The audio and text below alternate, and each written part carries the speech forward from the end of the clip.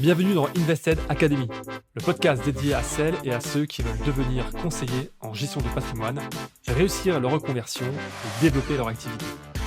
À chaque épisode, je te partage des conseils pratiques et des retours d'expérience pour exercer ce métier passionnant et en vivre durablement. Je suis Cyril, fondateur d'Invested.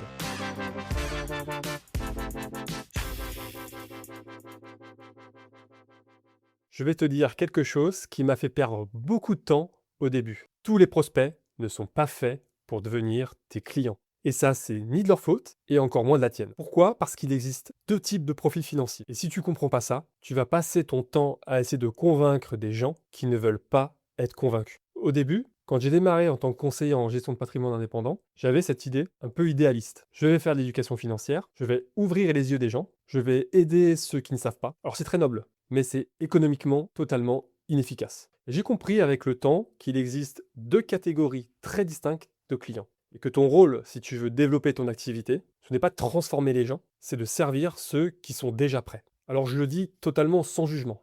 Il y a des personnes pour qui 1000 € dans un canapé, 2000 € dans un voyage, 1000 € en action, 2000 € en part immobilière, c'est exactement la même chose. Pourquoi ? Parce que dans leur représentation mentale, l'argent qui sort, c'est une dépense. Peu importe qu'il puisse revenir ou non. Et dans leur logique, si je ne peux pas le consommer immédiatement, alors c'est donc une perte. Ça, c'est pas une question d'intelligence, c'est pas non plus une question de niveau d'études, et c'est pas non plus une question de revenus. C'est juste une structure mentale. Et puis tu as l'autre catégorie, celle qui voit la différence entre notamment une dépense et un actif. Celles qui comprennent instinctivement qu'un canapé, c'est égal à un confort immédiat, et qu'un actif, c'est plutôt un confort futur. Elles peuvent aimer voyager, elles peuvent aussi aimer profiter, mais du coup, elles savent surtout arbitrer. Elles comprennent que l'investissement, ce n'est pas une dépense, c'est juste un déplacement d'argent. Alors quand tu démarres, t'as qu'une envie, c'est d'aider tout le monde. Tu te dis, je vais aider, je vais convaincre, je vais leur montrer comment faire. Mais voilà la réalité. Ne change pas la structure financière profonde d'un adulte lors d'un rendez-vous patrimonial. Tu peux lui apporter des outils, tu peux clarifier, tu peux structurer, mais tu ne peux pas changer sa vision. Je vais te donner un exemple concret. Tu expliques que mettre 500 € par mois dans un investissement, c'est créer une liberté future. La cigale, elle entend, je dois me priver de 500 € par mois. La fourmi, plutôt, elle va entendre, je vais me sécuriser de 500 € tous les mois. C'est exactement le même discours,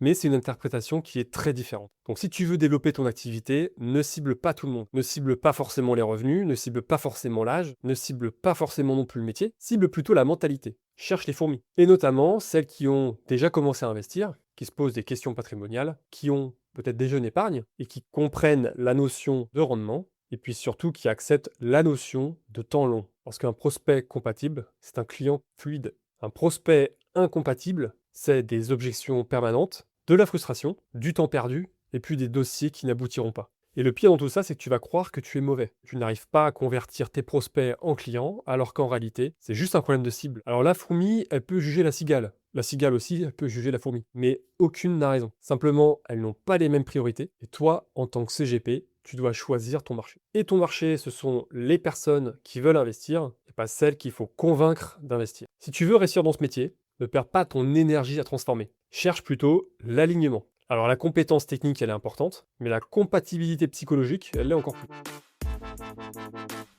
Merci d'avoir écouté cet épisode d'Invested Academy.